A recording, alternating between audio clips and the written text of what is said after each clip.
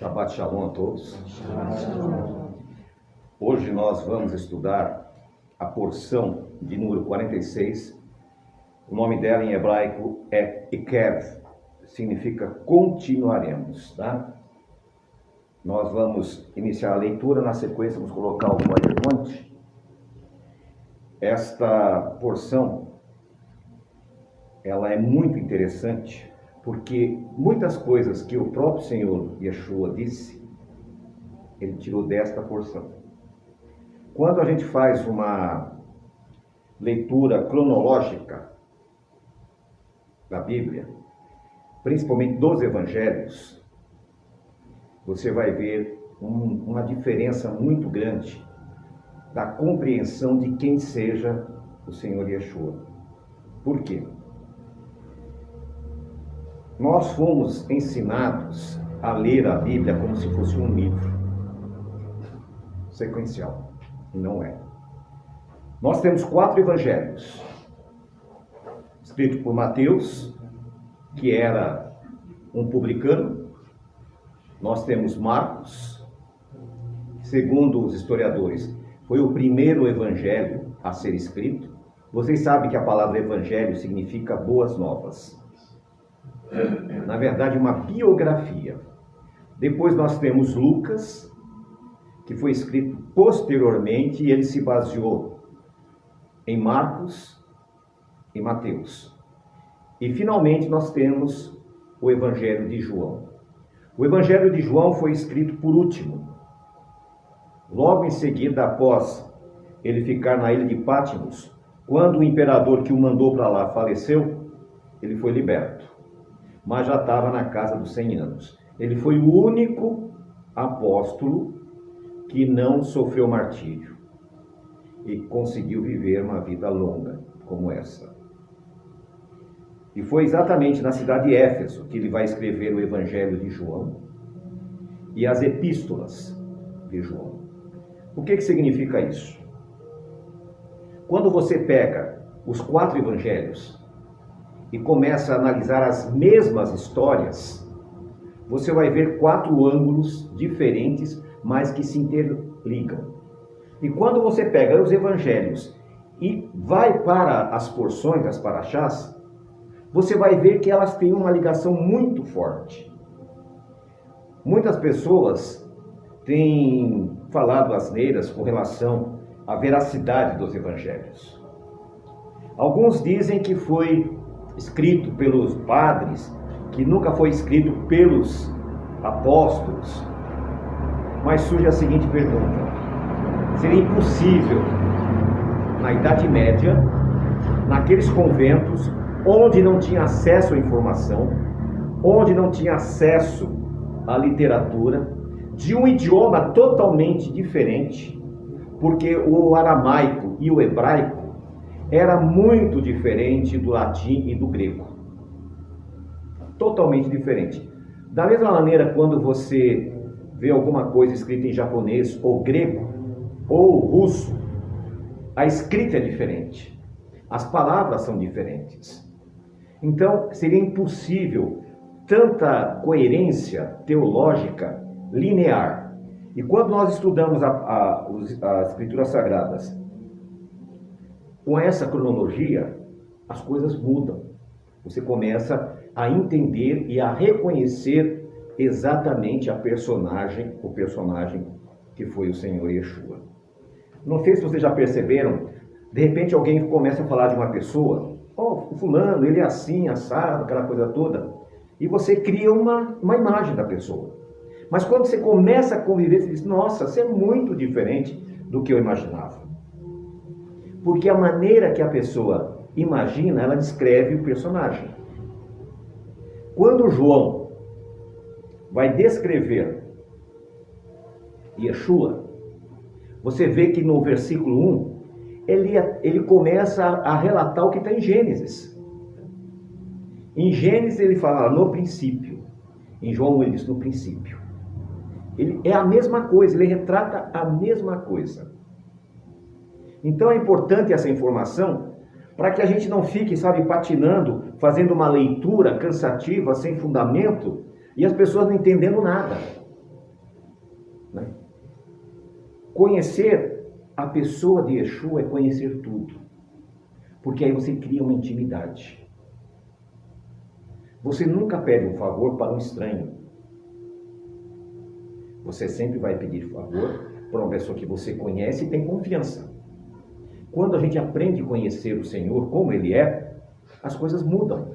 Inclusive na oração. Muitas vezes as nossas orações, elas não saem do teto que a Bíblia diz, porque vocês não sabem pedir. Mas o que é isso, pedir?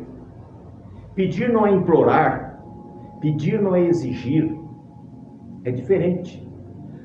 A Bíblia diz, se um filho pedir um pão, o pai não vai dar o quê? Uma pedra. Se pedir um peixe, o pai não vai dar uma serpente. Por que ele disse isso? Porque ele quer uma intimidade muito pessoal, é você com Deus. Então você precisa ter essa intimidade, para você poder conversar com Deus, para você poder chegar na presença de Deus e colocar tudo sobre um tema qual seja. Eu já comentei numa das lives sobre aquele filme Quarto de Guerra. Até eu falei para quem não assistiu que assista, ou que assistam de novo. Aquela senhora, ela descobriu que naquele local específico da casa dela, ela tinha um encontro pessoal com Deus. E ali, não havia uma separação, mas havia uma intimidade. Ela e Deus. O que nós estamos precisando hoje é ter uma intimidade com Deus. No capítulo 7 de Deuteronômio, no versículo 12, se o irmão puder colocar aí para nós, por favor. E na sequência nós vamos entrar no PowerPoint. Quem poderia ler bem alto para mim? Será, pois, que, se ouvindo estes juízos, os guardardes e os cumprirdes, o Senhor teu Deus te guardará a aliança e a misericórdia que jurou a teus pais. Ou seja, se vocês ouvirem e obedecerem, o Senhor Deus vai manter a aliança que fez com seus pais. Deus, ele é familiar. Deus, ele não é individualista. Não, eu gosto de você e você não gosta. Não. Ele é familiar. Ele fez uma promessa a Abraão. E essa promessa ele estende aos filhos de Abraão. Ele se coloca aos filhos de Abraão. Não, está na sala de escritório. Está no escritório. E aí? Vai lá. Está em cima da mesa. Vai lá. Depois liga. A mãe dela tá bem? E é teimosa. Mas vamos lá. Voltando. Se vocês obedecerem e cumprirem, então o Senhor manterá a aliança a vocês e a bondade sobre o juramento aos seus antepassados. Versículo 13. O que diz o versículo 13?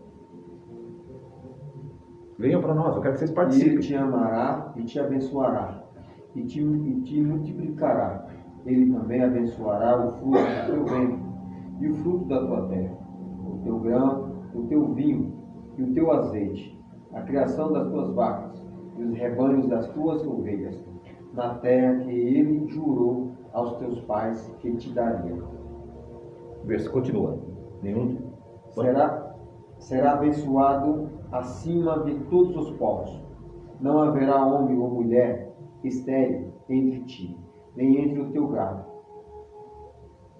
Pode continuar.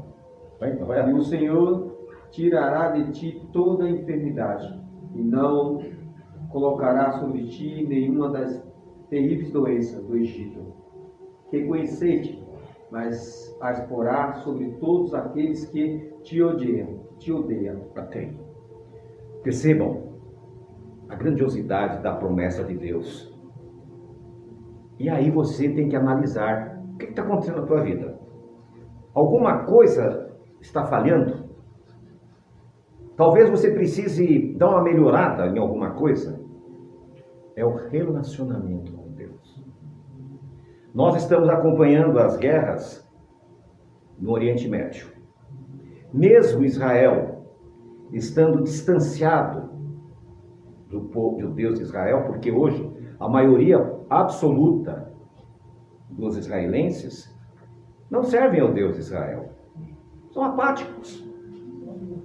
Uma minoria. Porém, Deus não muda a sua aliança. De Israel até o Irã, são 2.000 quilômetros. Eles foram atacados. O primeiro leva de mísseis foram mais de 1.000 mísseis. Não caiu um. Aí a tecnologia de Israel. Não é a tecnologia de Israel, é a mão de Deus. Os pilotos foram e voltaram. Essa semana morreu 4 pilotos americanos no solo. E nenhum de Israel. Porque Deus tem uma promessa. Aqui nós temos vários pais. Mesmo que os nossos filhos façam coisas que nós nos chateemos, a gente não vai matar ele. A gente pode até puxar a orelha, tirar o celular, que é a coisa pior da vida. Hoje, para tirar de uma criança é o celular. Você pode bater, espancar, dependurar de cabeça para baixo, não tem problema. Mas não tira o celular, porque aí tem crise, né? Felizmente é assim que funciona, né? Porém, você ri, né? Pensa que eu não sei. Aí o que acontece? Os bebezinhos, o meu netinho está para nascer. Eu tenho certeza que a primeira coisa que ele vai fazer não é procurar para mamar, ele vai pedir o celular. Porque está assim, desse jeito, né? Então o que nós vemos aqui? Que Deus mantém as suas promessas. Quando nós somos aliançados com Deus, nós teremos o quê? Adversidades. Nós teremos dificuldades. Porém, o Deus bendito, Ele vai manter a sua fidelidade conosco. E aqui que é o grande problema. Agora eu vou pedir que nosso irmão coloque lá os PowerPoint, para que a gente acompanhe o que Moisés, através do Ruach Kodesh, falou, escreveu, e o que o Senhor Yeshua disse. Né? Parashá e Kef, ensinos de Yeshua, a conexão entre os ensinos da Torá e os ensinos de Yeshua ponto a ponto. Deixa eu ver se eu consigo aqui uma coisa.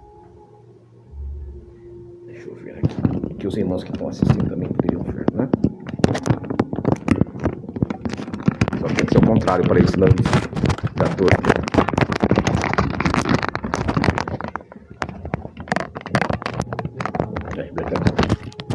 Vamos lá. Só um minutinho. Aí tá certo.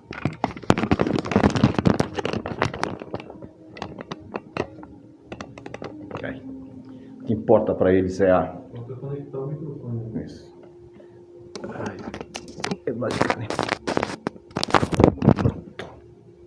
Vamos lá. É o que eu ia dizendo. A conexão.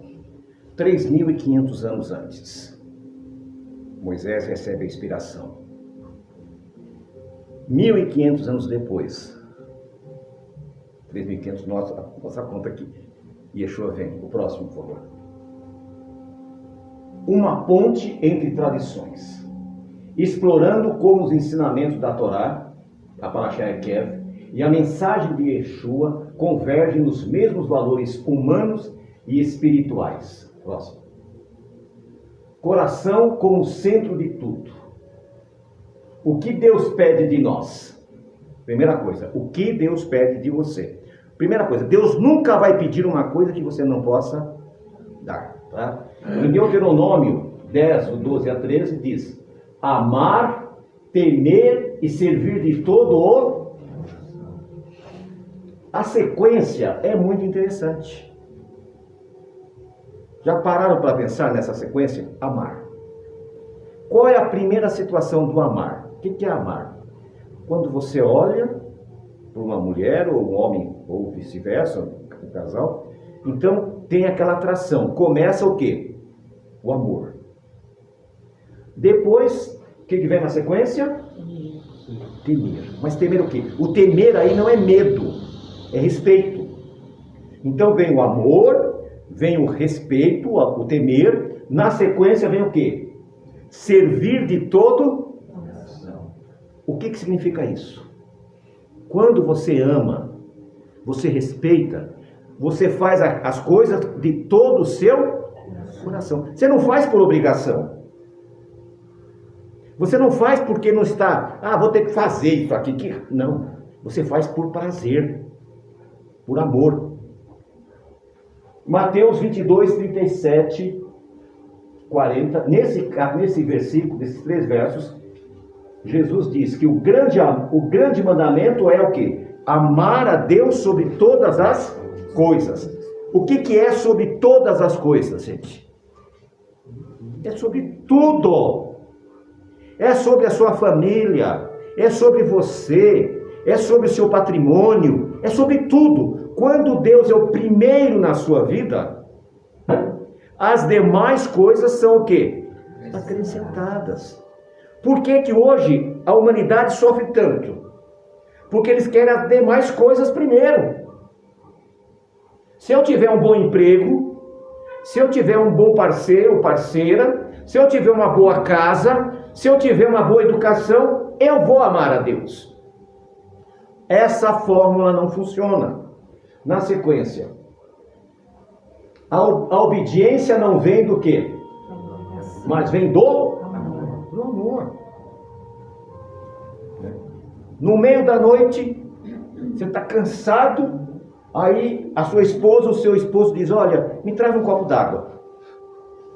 Às vezes dá vontade de eu jogar um sapato, mas como não tem sapato, estou dormindo, aí eu levanto e vou lá buscar. Isso chama-se o quê? Amor. Estou brincando. Por quê? A gente se preocupa com um filho. O filho está deitado ali. Quantos pais levantam e vão dar uma olhadinha lá? Quantas vezes eu fiz isso com meus filhos? Muitas vezes não dava certo, né? Minha filha que está ali, a mãe dela trabalhava no hospital universitário à noite. E um dia ela chegou de manhã, eu estava dormindo. E ela começou a procurar a Evelyn. Cadê a Evelyn? Não achava a Evelyn. Cadê a menina? Eu falei, ela estava aí. Ela estava embaixo da cama. Ela era pequenininha. Mas não foi falta de amor, foi excesso de sono. Então essas coisas acontecem. Mas não é que eu não amava. Existia o quê? A vida faz essas coisas. Então a gente tem que começar a aprender a amar a Deus sobre todas as coisas, para que as demais coisas serão o quê? Isso é o segredo da vitória. É o segredo da segurança. Por exemplo, os irmãos aí passaram ontem aquele perrengue. O amor de Deus estava ali. Porque aqueles tiros poderiam ter virado ao contrário. Poderiam ter vindo em cima de vocês. O rapaz poderia até entrar lá dentro da loja também. Poderia. Não muito tempo atrás aconteceu comigo também numa loja aqui embaixo. Eu entrei para comprar alguma coisa. De repente entrou um motociclista desesperado, ficou atrás de mim. E na frente, 2 meliantes numa moto, com a arma na mão, dizendo atira, atira. E lá o espaço que tinha, no espaço aqui, estava eu, o motoqueiro e a mulher do negócio ali. Aí o que a mulher fez? A mulher baixou, o motoqueiro foi pro fundo. Eu saí, o motoqueiro fechou a porta, eu fiquei de frente com o bandido. Falei, pronto. Aí eu falei, Senhor, tem de misericórdia. Aí o motoqueiro, o assassino, o outro, atira, atira. Falei, você vai atirar em mim por quê? Falei assim, mas as pernas não sabiam onde estava mais. Tremia mais que eu pensava que era mais corajoso. Eu sempre achei que eu era poderoso. Mas aí eu descobri que na frente de uma arma não tem ninguém corajoso. Né? A não ser o nosso amigo ali, o Fabiano. Ele enfrenta. O próximo. Isso aqui é o grande problema do povo. As pessoas vivem nas igrejas e vêm para o movimento de Techuvá, e a primeira coisa que passa, eu preciso fazer a circuncisão. Gente do céu. Desde a época de Deuteronômio, olha lá, Deuteronômio 16, circuncidai o vosso coração. Eles entenderam errado. O que é circuncidar o coração? É tirar aquilo que não precisa. A circuncisão é a mesma coisa, é para tirar uma pele que não faz falta. Então, é tirar aquilo que não precisa. Tire isso do teu coração. Exatamente. Né? Outra coisa, em Marcos 7, 20 a 23. Esse aqui, aqueles que gostam de bacon defendem com unhas e dentes. Né? O que contamina o homem é o que vem de dentro, não é o que... É o que entra e sai. Aí eu sempre digo, meu irmão, você não falou isso. Falei, você não disse. Pelo amor de Deus. Leia o capítulo. Ali está falando de lavagem das mãos, de conversa fiada, de papo furado. O que contamina é o que sai, a maledicência. Já pessoas perderam a vida por palavras mal faladas. Quando não destruímos fisicamente, destruímos a pessoa espiritualmente. Então, esse é o grande problema. Na prática, ser íntegro quando ninguém está o quê? E a ética nasce do... Ser íntegro na presença de todo mundo é bonito, né? Agora eu quero ver no obscuro, no silêncio, onde não tem nenhum olho. Então a integridade não é virtude, é obrigação. É o que você tem que ser íntegro porque você quer. Não adianta você querer ser, por exemplo, eu sou íntegro. A estrada é 100 por hora. Você vai a 120 porque você tem lá o Waze avisa, tem polícia, aí você diminui. Isso não é integridade. Se um engenheiro fez um estudo e verificou que aquela rodovia 100 por hora é seguro, acima disso é perigoso, há uma sinalização. Ele não fez aquilo porque ele disse, não gostei não, acho que eu vou colocar 80. Não é assim que funcionam as coisas. A vida não funciona dessa forma. Então você tem que ser íntegro em todas as circunstâncias, em todos os momentos. O próximo. O valor da vida além do material. Não apenas o material. Em Deuteronômio 8:3, a dependência do que a saída da boca de Jeová. Quando Jesus estava no deserto há 40 dias e foi-lhe oferecido para que ele transformasse as pedras em pão, o que ele disse? Não só de pão, mas de toda a palavra que procede da boca do Senhor. O que significa isso? Que pão é esse? Que pão é esse? Está sendo questionado.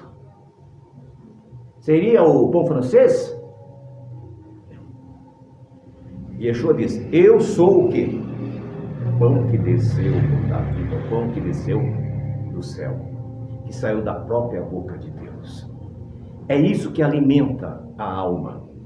É isso que transforma. Só que você precisa aprender a sentir estas coisas. E como é que eu vou sentir isso? Através da convicção? Não, através da comunhão.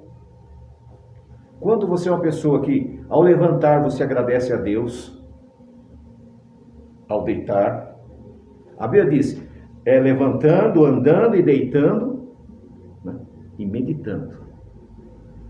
Aí você está dirigindo, aí um cara te dá uma fechada, aí você fala uma palavra bem comprida e desagradável. Você não estava meditando. O seu patrão pediu para fazer um serviço, pode deixar que eu faça, ele vira as costas e você fica lá, enrolando. Você não está meditando. Então a integridade, ela começa nas coisas menores da vida. Paulo, acho que é só Paulo aqui que é professor. Paulo é professor. Qual que é a obrigação dele? Ele tem uma obrigação. Fazer com que aqueles alunos sejam alguém. Ah, mas eles não querem saber.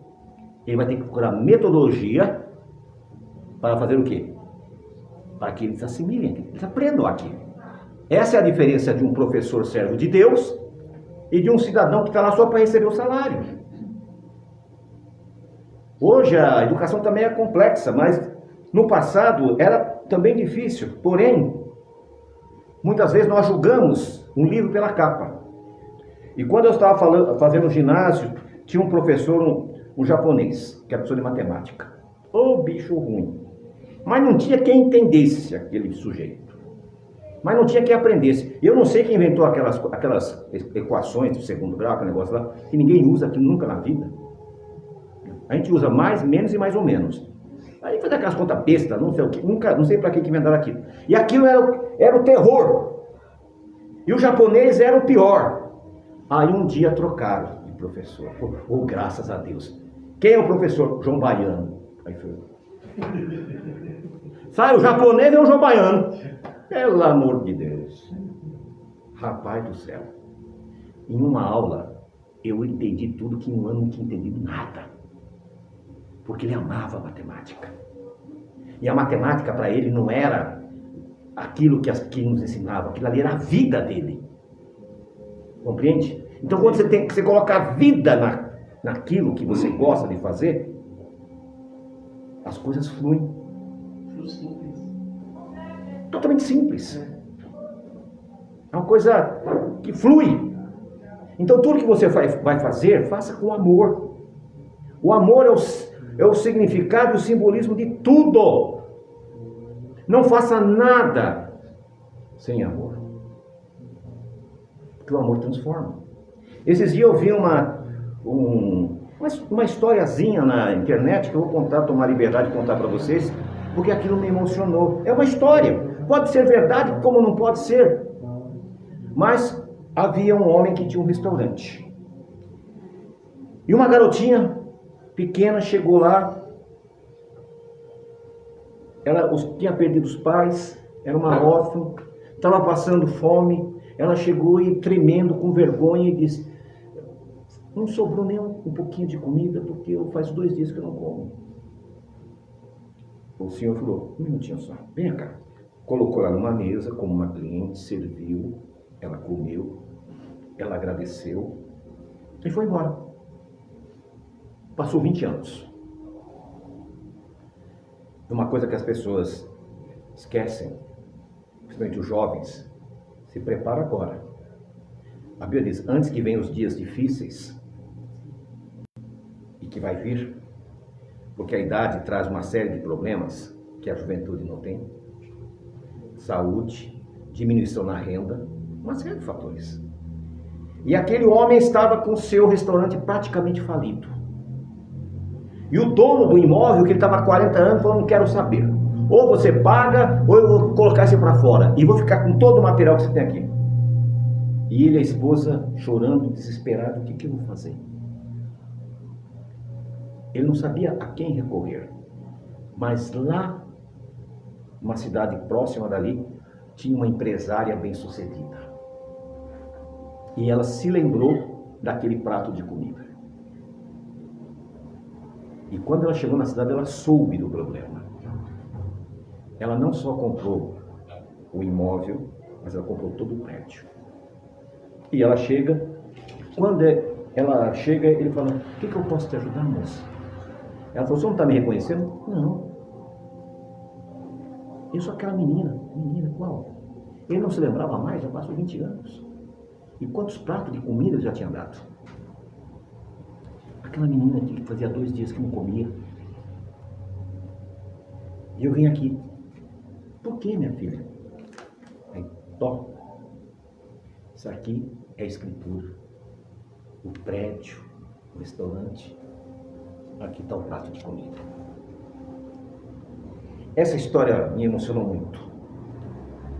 Porque eu já vi coisas parecidas. Sabe? Eu já vi Deus agir. E nós temos que colocar isso em mente. Nós não estamos sozinhos. Nós não estamos nesse mundo sozinhos, Deus está conosco. Desde que a NASA foi fundada, ela tem procurado vida inteligente. Já revirou, não acha nada.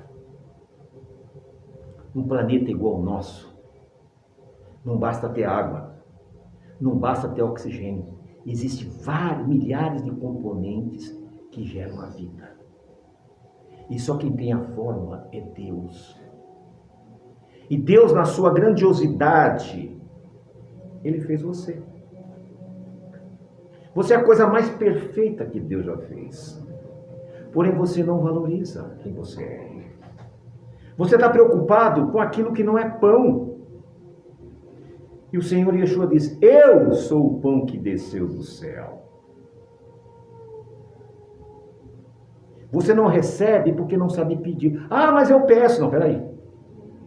O pedir é muito mais do que você clamar, gritar. Não. É você se preparar para receber Deus. Vamos para o próximo. A armadilha da autossuficiência. O perigo de... Se aquela mocinha tivesse esquecido do prato de comida, quem valoriza o prato de comida? Só quem não tem. Mas quem tem, quem não tem, valoriza. Então nunca esqueça aquele que estendeu a mão para você. Nunca esqueça aquele que orou por você. Nunca esqueça, jamais, aquele que estendeu, no momento que você mais precisava, uma palavra amiga. Porque muitas vezes nós achamos que um Pix resolve. Não resolve. Mas uma palavra amiga, vamos compartilhar, vamos orar juntos, vamos buscar uma alternativa. É assim que Deus age, né? Outra coisa, o alerta contra o orgulho na prosperidade. Ah, isso como é difícil, né? Os novos ricos. No passado não tinha uma corda para amarrar uma cabrita. Eu não sei se pode falar isso no sermão, acho que não pode. Mas não pode, eu falei. A vida é assim, ó. Sobe e desce.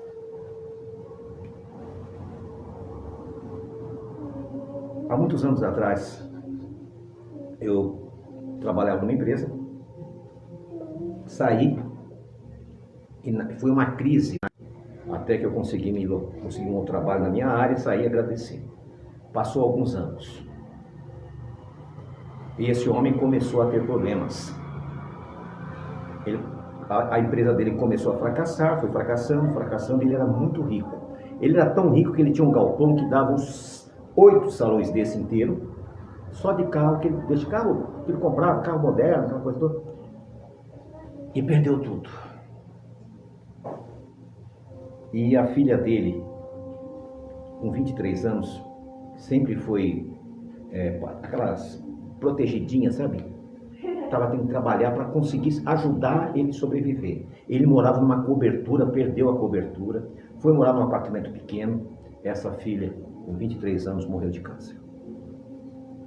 Quando eu cheguei lá, ele me contou e eu conhecia, em vez de consolá-lo, nós dois, ele que teve que me consolar.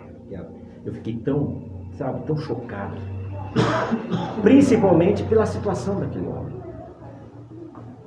Mas ele era um batalhador, ele trabalhava bastante. E o que ele fez? Ele começou, mas a coisa não andava. E empenhoraram todas as máquinas. E ele era um fiel guardador. O que é um fiel guardador?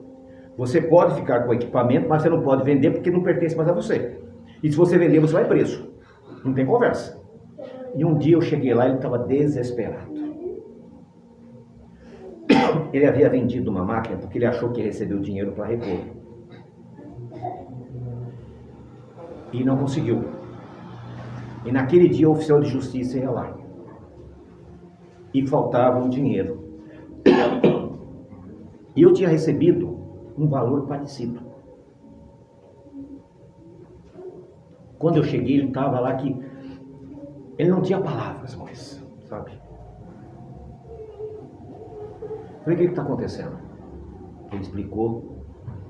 E ele sabia que não tinha solução. E eu sabia que tinha. O que eu fiz? Quanto é? X. A época tinha cheque, fiz o cheque, estou aqui. Não, porque eu não tenho como pagar. Não quero que você me pague. Não quero. Toma aqui. Mas Laércio, eu não quero. Paga. Como é que você vai fazer na sua vida, essa altura da vida? E eu sabia que ele não ia me pagar, porque eu não tinha, eu dei para ele. Não é que estava sobrando. Ia me fazer falta. Porém, olha só. Ele falou, e eu não tenho nada para recompensar você. Quando ele olhou, num canto assim, sabe essas carretinhas que colocam nos carros? Ele tinha uma 0, que ele nunca usou. Falou, Lárcio, eu só tenho aquilo. Leva, por favor. O que eu vou fazer com isso? Mas eu tinha tanto respeito por ele, eu levei. E acredita que aquilo me resolveu a minha vida muito tempo depois, no meu trabalho que eu fui fazer depois, que eu precisava daquilo para levar produto, trazer produto. Eu não sabia, mas Deus sabia. Então, vamos aprender a andar com Deus. Porque Deus sabe o que vai acontecer na sua vida daqui um ano, 2, 10, sei lá. É Ele que delinha, só que Ele vai te administrando, tá? Outra coisa, mesma coisa, a importância da memória. Nunca esqueça do bem que te fizeram. O sucesso é uma construção coletiva e divina. Nunca apenas um mérito individual. É você e Deus. O próximo, irmão. O cuidado com o próximo. Justiça social e empatia.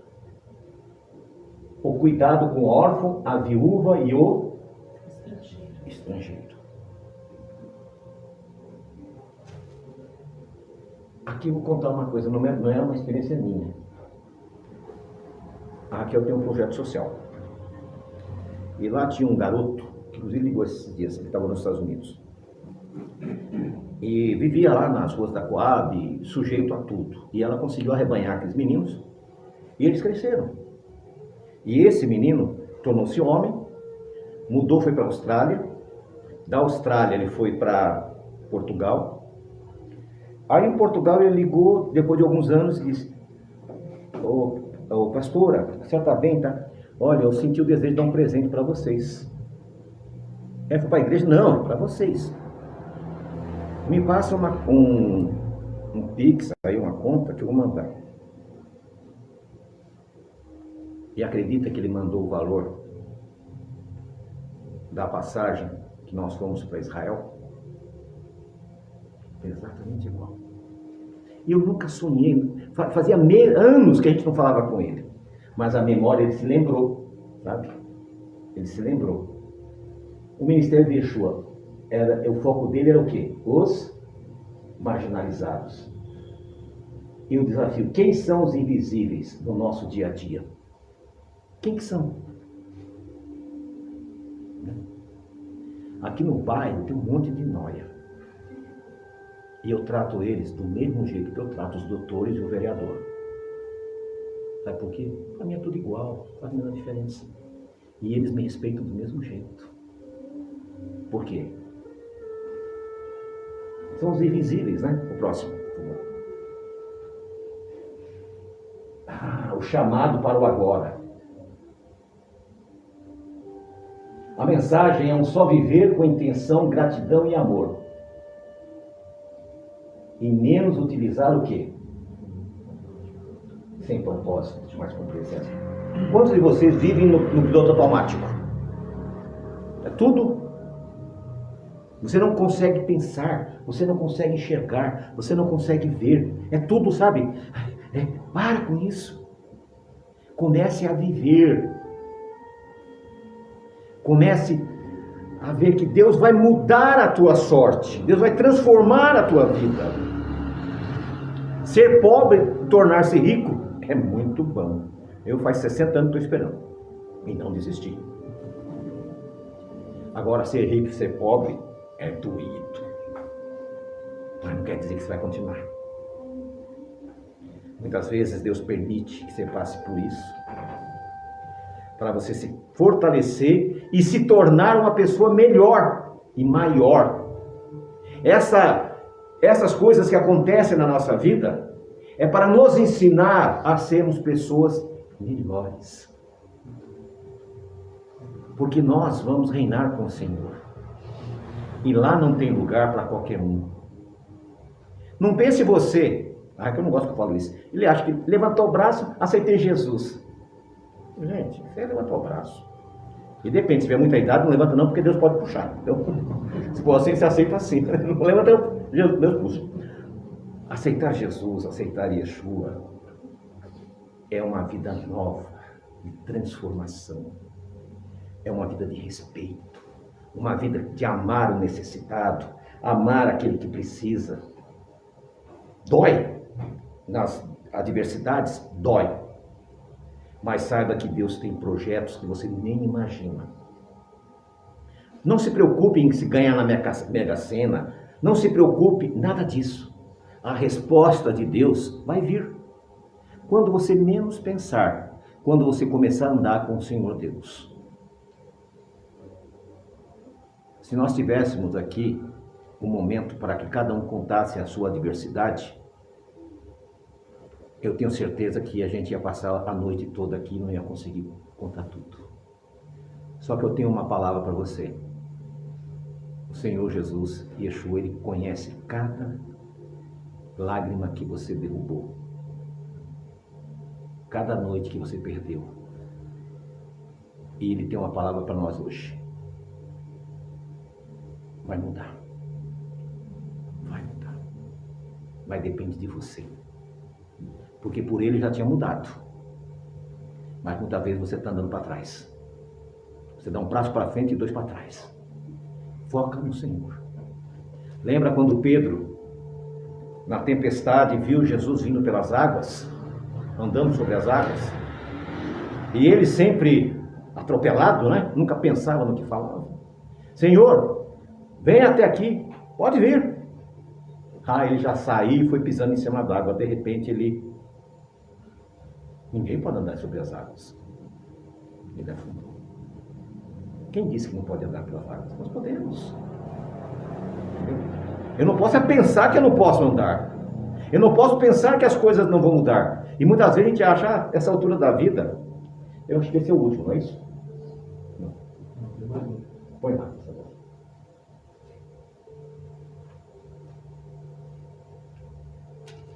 Oséias 4:6. Esse aqui vocês devem estar enjoados de escutar eu falar, porque eu sempre falo ele, né? Deve ter decorado. Meu povo está sendo destruído porque lhe falta o quê? E é justamente isso que nós estamos aprendendo hoje. Como ter uma vida relacional com o Senhor. Como andar com Ele. Como conviver uma vida. Como respeitar o que está do nosso lado. Né? O egocentrismo tem sido o mal da atualidade. E muitos vão perder a salvação porque se acham superior àqueles que Jeová enviou para ensinar. Eu vou falar uma coisa para vocês. Aqui mesmo não, no nosso grupo dos irmãos que estão espalhados por aí. Tem rabino que ele não dá atenção. Ele não quer nem saber. Eu dou atenção para todos.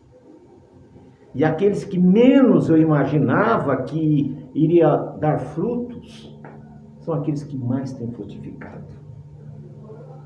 Porque eu nunca, e vocês são testemunhas, eu nunca disse não para ninguém. Porque eu não fui chamado para dizer não. Eu fui chamado para dizer, venha, ande sobre as águas. Jesus está nos chamando, vamos andar. O que significa águas? Lutas, né? Confusões. Vem andar sobre tudo isso. Não precisa afundar no meio da água, não precisa afundar no meio da confusão. Anda por cima, mas olhando para o autor e consumador que é o Senhor. Os profetas eram aos olhos dos homens, pessoas pobres e maltrapilhos. O próprio Yeshua foi confrontado por Natanael. Pode vir alguma coisa boa de Nazaré? Quando conhecemos a vontade de Deus, somos transformados em uma nova criatura. E nós devemos nascer de novo da água e do Espírito. Os profetas, eles não eram pomposos. Elias se vestia lá com um couro, alguma coisa assim. Eliseu era perseguido pelos moleques que ficavam zombando dele. E eu imagino o encontro de Natanael quando ele ouviu falar que eles haviam encontrado quem? O Messias. Quem que eles imaginaram? Vamos encontrar um homem igual Saul, né? A Bíblia diz que não havia homem mais bonito do que Saul. É porque eu não estava naquela época, naturalmente, né? E aí que não ia ter mesmo. Então, a Bíblia diz que não havia homem bonito igual Saul. Ele se destacava entre todos eles. Todos os homens de Israel batiam no ombro dele. Imaginava talvez um Saul, não é? E de repente encontra um Nazareno. E ele era tão simples, se vestia tão simples, que quando foram prendê-lo, eles não conseguiam distinguir quem era quem. E Natanael dá aquela olhada assim. É isso aqui? Esse que é o Messias? Pode vir alguma coisa boa de Nazaré? Jesus poderia ter falado: ô meu amigo, o que está acontecendo com você? Eu sou filho de Deus, rapaz. Ele falou assim, né? Natanael, eu te vi embaixo da figueira. Em Israel não tem homem igual você, com o seu caráter. E aquilo transformou a vida dele. E eu posso dizer uma coisa hoje que o Senhor disse para você: eu te vi. Lembra aquela noite que você estava chorando? Que você estava procurando? Eu vi você lá. Ele diz isso para nós: eu te encontrei, eu achei você. Não foi você que achou a minha pessoa, foi eu que te achei. Foi eu que fui te buscar. Não foi você. Você não está aqui porque você quis vir. Você está aqui porque eu queria ver você. Então agora, você aproveite esse novo momento da nossa vida. Faça um quarto de guerra. E só sai de lá quando o inimigo se render. Aí você vai gritar louvores de vitória. Amém? Vamos ficar em pé, vamos orar?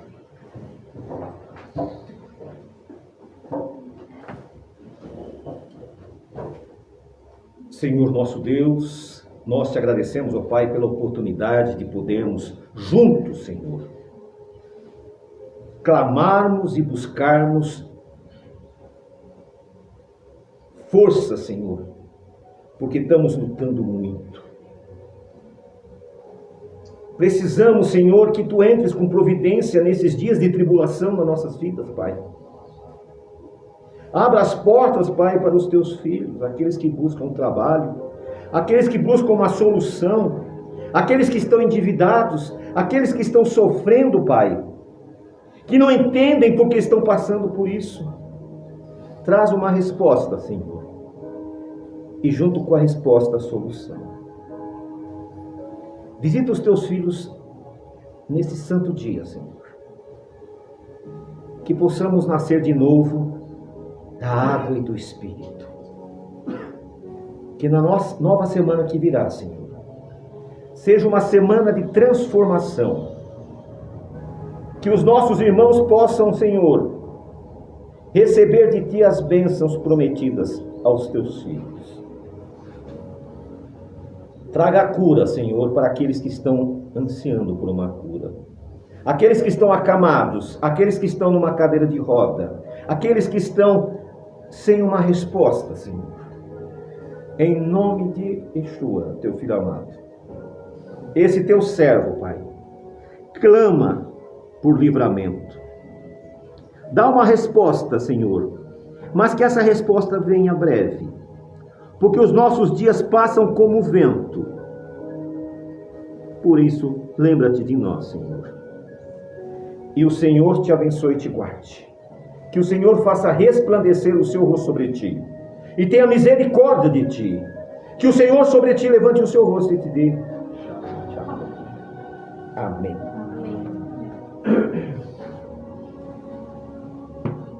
Meus amados, temos um gostinho. Peço até desculpa que eu avancei um pouco, né?